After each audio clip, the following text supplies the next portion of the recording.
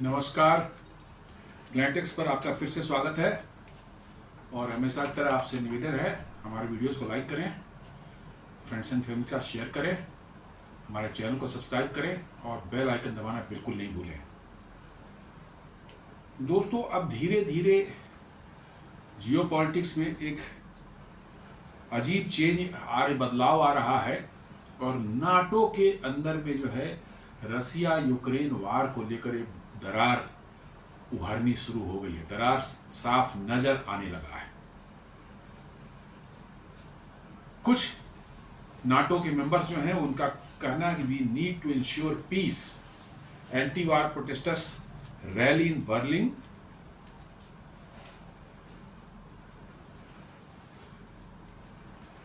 Demanding NATO withdrawal and end of weapons export to Ukraine. Germany के Berlin में जो है प्रोटेस्ट शुरू हो गए हैं कि नाटो से वापस निकलो। जर्मनी को कहा जा रहा है कि नाटो से विड्रॉ करो और यूक्रेन को जो है हथियार एक्सपोर्ट करना बंद करो। ये जर्मनी में हो रहा है। आप समझ सकते हैं कितनी बड़ी फिगर और बड़ी तादाद में लोग जर्मनी की राजधानी बर्लिन में इकट्ठे होकर के जो है उन्होंने डिमांड की है कि बर्लिन नाटो से जर्मनी को विड्रॉ करना चाहिए और किसी भी तरह का आर्म्स जो है यूक्रेन को सप्लाई नहीं करनी है। तो समझ लीजिए कितनी बड़ी मतलब की जो है चेंज आ रही है।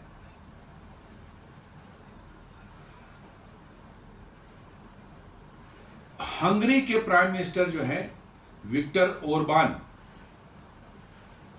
उन्होंने कहा है कि Orban has openly oppose NATO operation supporting Ukraine. उन्होंने सीधे सीधे जो है यूक्रेन में जो है नाटो जो काम कर रहा है, जिस तरह से एक्टिविटी कर रहा है, उसको कहा है कि बंद करो। स्टेटिंग Hungary would opt out of such missions and phase. मतलब कि हंगरी अपने आप को जो है इस यूक्रेन वार से कह रहा है कि हम अलग हो जाएंगे, हमारा कोई लेना देना नहीं इस वार से। और इसलिए जो है वो कह रहे हैं कि हम इसमें जो redefine our position within the alliance. कहते हैं कि और हम अलायंस जो है नाटो जो है उसके अंदर में अपनी पोजीशन फिर से रीडिफाइन करेंगे या शायद नाटो से विड्रॉ भी कर सकते हैं। ऐसे भी इंडिकेशंस आए हैं। मतलब नाटो से हंगरी बाहर निकल सकता है। उनका कहना है कि हम फेड अप हो चुके हैं, हमें पीस चाहिए, हमें रसिया से लड़ाई नहीं करनी है। रसिया हमारा एनिमी नहीं है, पुतिन हमारे एनिमी नहीं है। इसलिए जो है यूक्रेन में जो नाटो कर रहा है उससे वो फेड अप है और कह रहे हैं कि भाई इससे जो है बाहर आओ, बंद करो इसको, अदरवाइज हंगरी जो है अपना ऑप्ट आउट करेगा नाटो से और रीडिफाइन करेगा अपना पोजीशन। सोचिए कितनी बड़ी बात है।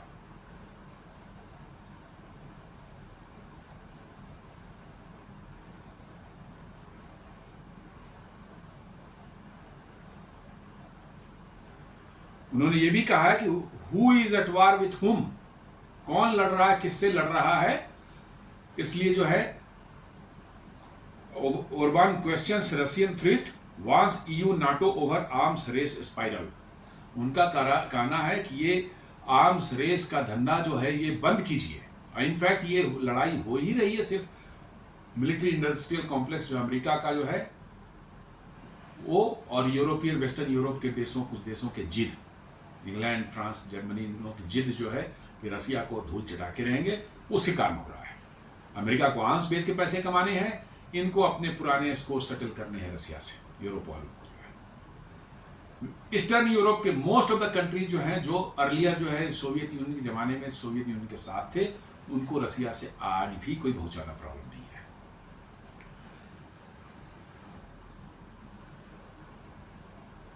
उसी तरह से एक रॉबर्ट फीको हैं, प्राइम मिनिस्टर हैं किसके, स्लोवाकिया के। उनका कहना है कि you are shielding the horrifying truth.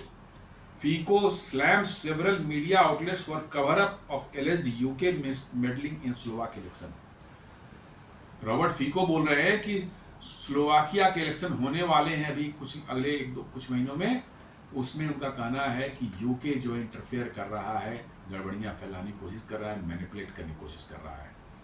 और उन्होंने भी यही कहा है कि हम नाटो से बाहर आने के बारे में विचार कर सकते हैं। ये सारे के सारे ईस्टर्न यूरोप के जितने भी कंट्रीज हैं, ये जो है इनका नाटो में एंट्री 2000 के बाद ही हुआ है।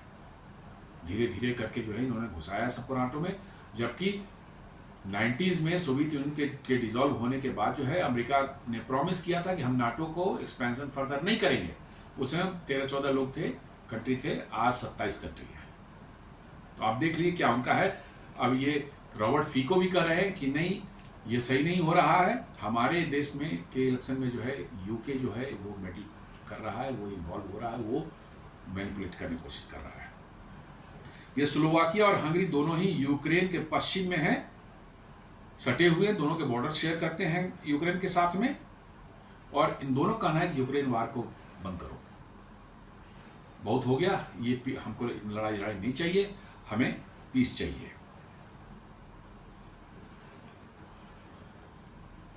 Orban has openly opposed NATO operations supporting Ukraine, stating Hungary would opt out of such missions and face redefine, ये मैंने बता चुका हूँ आपको। Despite widespread EU criticism, including by Ursula von जो कि EU के प्रेसिडेंट हैं, Hungary has blocked or delayed EU military and financial aid to Ukraine। Hungary ने कई बार जो है यूरोपियन यूनियन के अंदर में भी जो है EU का जो है फिनेंशियल एड या हथियार देने का उनके प्रस्ताव जो थे EU के पार्लियामेंट में, हंगरी उसको ब्लॉक कर चुका है पहले भी, जबकि यूरोपियन यूनियन ने काफ़ी हंगरी की क्रिटिसिज्म की थी। इसका मतलब है कि ये दोनों कंट्री जो है शायद मूड बना रहे हैं कि बहुत हो गया, इन नाटो की गुंडागर्दी, इससे बाहर निकलो।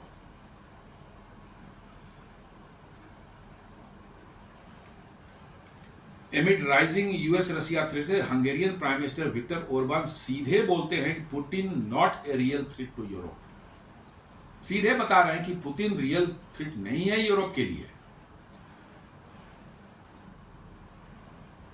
Openly criticize NATO's worries and the west arms race, refusing to see Russia as a real military threat to Europe. उन्होंने सीधे क्रिटिसाइज किया है आर्म्स रेस जो हो रही है और जिस तरह से नाटो ऑपरेट कर रहा है यूक्रेन के अंदर में। उन्होंने साफ कहा है कि ये बंद करो, ये सही नहीं है, रशिया पुतिन हमारे लिए थ्रेट नहीं है, रशिया हमारे थ्रेट नहीं है। Orban contended that the real threats were not military in nature, contradictory to Europe and NATO's beliefs। खाप करा कि थ्रेट जो है मिलिट्री नेचर का नहीं है, और ये नाटो उसको अन्य से मिलिट्री थ्रेट बता करके जो है इसको जो है तमाशा बना रखा है। Orban also warned of the extremely dangerous arms spiral among NATO members। उन्होंने कहा है कि नाटो मेंबर्स के अंदर में आर्म्स की जो चल रही है धंधेबाजी, ये आउट ऑफ कंट्रोल हो सकता है, बहुत ज़्यादा बढ़ सकता है और इसके बहुत घातक परिणाम होंगे। Orban's comment on war and weapons came on Donald Trump's ordered nuclear submarines to be deployed near Russia। जैसे डोनाल्ड ट्रंप ने जो न्यूक्लियर सबमरीन्स 2 डिप्लॉय करने के आदेश दिए हैं, उसके बाद ओरबान ने ये कमेंट्स दिया है। इसका मतलब वो साफ अमेरिका और इसके जो है यूरोपियन यूनियन या नाटो के एगेंस्ट है। वो कह रहे हैं कि नहीं, ये सब आर्म्स बेचने का धंधा है और उसी के लिए सारा नाटकबाजी चल रहा है। NATO just doing it for greed।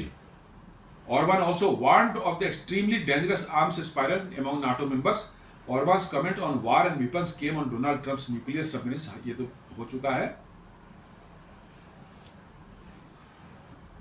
While critical, Orban remains formally within NATO and has not initiated any withdrawal process। अभी उन्होंने कोई withdrawal process शुरू नहीं किया है, लेकिन इसके होने की संभावना बहुत ज़्यादा है।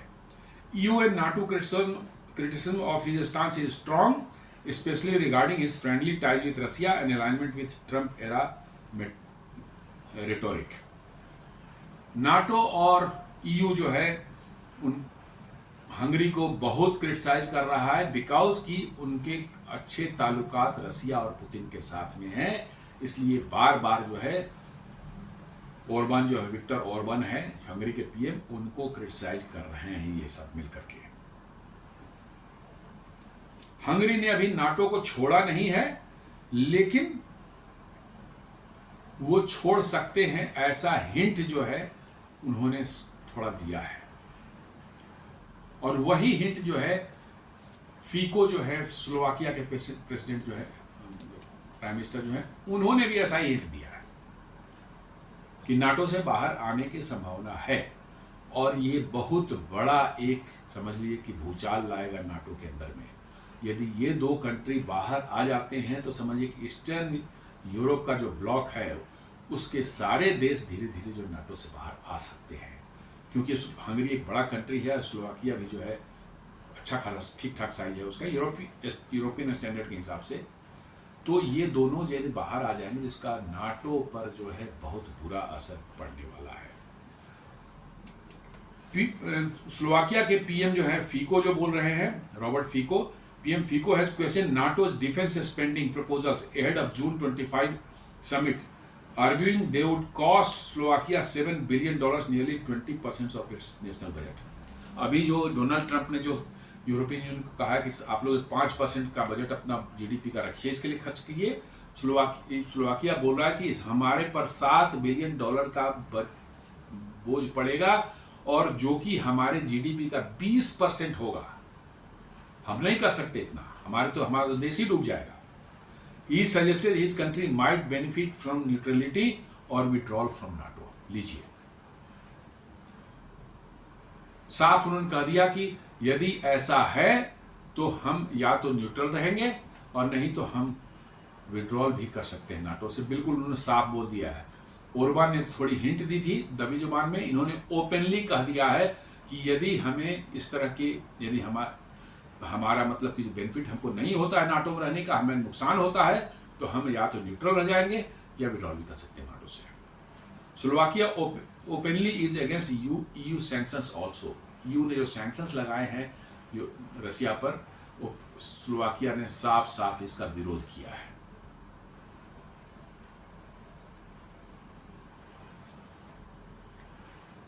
उन्होंने ये भी कहा है कि स्लोवाकिया के इलेक्शंस में जो है नाटो का मेंबर है यूनाइटेड किंगडम और वो वहां इंटरफेयर कर रहा है, ब्रिटिश इंटरफेरेंस हो रही है, वहां इलेक्शन को मैनिपुलेट करने की कोशिश की जा रही है और इससे उनको स्लोवाकिया में बोलते हैं लोगों में भारी रोष है। इलेक्शन वहां अगले कुछ 2 महीने में होने वाले हैं, उसमें यूके जो है इंटरफेयर कर रहा है, उनके जो MI6 वगैरह हैं वहाँ कुछ अपने कर रहे हैं धंधा, ताकि वहाँ इन्फ्लुएंस किया जा सके और अपने किसी पपेट को बिठाने का जो है प्राइम मिनिस्टर पर जो है उसका प्रयास वो कर रहे हैं। फीको ने साफ साफ उसको क्लियर कर दिया कि ये अपने पार्लियामेंट में बताया ये चीज, उन्होंने कहा कि ये नहीं बर्दाश्त किया जा सकता।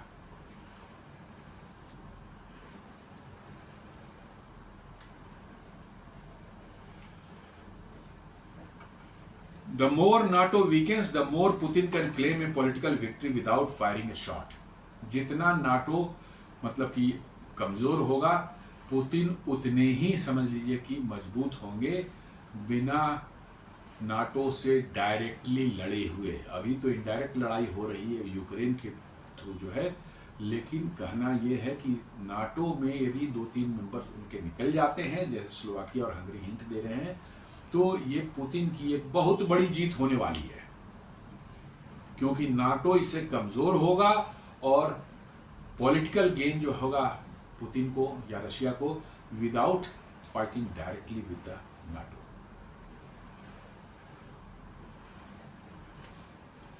और Trump's erratic moves costing him economically and geopolitically. Trump का जो इरेटिक बिहेवियर चल रहा है अभी टैरिफ को लेकर के और रशिया को लेकर के, और जिस तरह से वो कह रहे हैं, बोल रहे हैं कि वो उनको इकोनॉमिकली भी महंगा पड़ रहा है और जियो पॉलिटिकली भी जो है उनके लिए ये महंगा सौदा हो रहा है। और ये सारा कुछ जो है मैंने पहले ही बताया है कि ये अमेरिका के मिलिट्री इंडस्ट्रियल कॉम्प्लेक्स और यूरोप के कुछ देश यूके, फ्रांस, जर्मनी, ये अपना कुछ ओल्ड पॉलिटिकल स्कोर जो है सेटल करना चाहते हैं रसिया के साथ में, वो उसके कारण है। ईयू का प्रॉब्लम है church of England. Church of England ने जो है सारे यूरोप पर कब्जा कर लिया, रोमन कैथोलिक्स वगैरह सबको जो है डाउन करके जो है, लेकिन वो रशियन ऑर्थोडॉक्स चर्च को नहीं दबा पाया। और यही उनकी पीड़ा है कि भाई चर्च ऑफ इंग्लैंड जो है पूरी दुनिया में जहां भी क्रिश्चियन पॉपुलेशन है करीब करीब वहां डोमिनेट कर चुका है, रसिया में क्यों नहीं वो आगे बढ़ पा रहा है। और पिछले कई सेंचुरी से वो शताब्दियों से वो ट्राई कर रहे हैं, लेकिन रसिया में वो नहीं आगे बढ़ पाए। और रशियन ऑर्थोडॉक्स चर्च जो है वो रसिया में डोमिनेट करता है, और यही स्कोर सेटल करना है यूके, फ्रांस और जर्मनी वगैरह वालों को जो है, बिकॉज कि उनको जो है ये हजारों साल से ही चल रहा है, 1000 साल से चल रहा है ये चर्च की लड़ाई। और इसमें जो है इसके कारण रसिया को जो है, रसिया से उनकी कभी रसिया ने वेस्टर्न यूरोप पर कोई ओपनली अटैक कभी नहीं किया।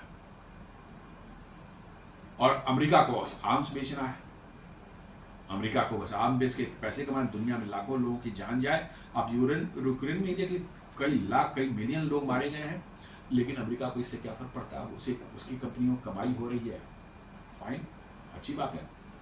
तो दिस इज द मैंने आप रियल स्टोरी जो है वो कुछ और है और दिखाया जाता कुछ और है। लड़ाई लड़ने के लिए जो है आर्म्स बेचने के लिए हमें लड़ाई जारी का जारी रहना जरूरी है, और वो लड़ाई जारी रहने के लिए आपको कुछ बहाने चाहिए, और उस बहाने में यही कि रशिया जो है यूक्रेन, अरे भाई रशिया, आप यूक्रेन को नाटो में क्यों लेना चाह रहे थे? आफ्टर ऑल नाटो में यूक्रेन का घुसना क्यों जरूरी है? उसके बाद ही तो यूक्रेन में समस्या शुरू हुई। रशिया ने क्रीमिया पर कब्जा किया, फिर अभी जो है 2022 में उसने अटैक किया, बिकॉज कि आप यूक्रेन के दरवाजे पर जो है न्यूक्लियर मिसाइल्स फिट करके जो है, रसिया के दरवाजे पर न्यूक्लियर मिसाइल फिट करके जो है आप वहां पर अपना ध्वंस जमाना चाहते थे, दादागिरी चाहते थे, और इसकी वजह से जो है ये सारी समस्या पैदा हो रही है। क्यों बुलाओ? तो दोस्तों ये मामला मतलब कि ये इतना आसान नहीं जितना हमें दिखता है। मामला जो है बहुत गंभीर हो चुका है, और न्यूक्लियर सबमरीन्स उन्होंने भेजे हैं। पुतिन ने भी ओरेस्निक मिसाइल जो है बेलारूस में लगाने का ऐलान कर दिया है। सिचुएशन बहुत खराब होती जा रही है, इसलिए जो है हंगरी के पीएम और स्लोवाकिया के पीएम जो है उन लोगों ने इसीलिए इस बात को कंसर्न को रेज किया है कि भाई हमारे यहाँ पीस होनी चाहिए, हम इसमें मरना नहीं चाहते। आपको मरने का शौक है, आप लड़े, हम नहीं लड़ सकते, इसलिए हम हो सकता है नाटो से बाहर आ जाए। तो अब देखिए क्या होता है। जियोपॉलिटिकल शिफ्ट में एक बहुत बड़ा इससे मतलब कि हो सकता है, यदि ऐसा हो तो it will be a very very big thing in geopolitics, और ये ट्रंप के लिए और नाटो के लिए बहुत बड़ी शर्मनाक हार होगी, अब पुतिन की बहुत बड़ी जीत होगी। तो दोस्तों ये छोटा सा विश्लेषण था नाटो में किस तरह से दरार पड़ रही है अंदर में। इस पर उम्मीद करता हूँ वीडियो पसंद आया होगा। इस वीडियो को लाइक करें, फ्रेंड्स एंड फैमिली के साथ शेयर करें, हमारे चैनल को सब्सक्राइब करें और बेल आइकन दबाना बिल्कुल ना भूलें। धन्यवाद।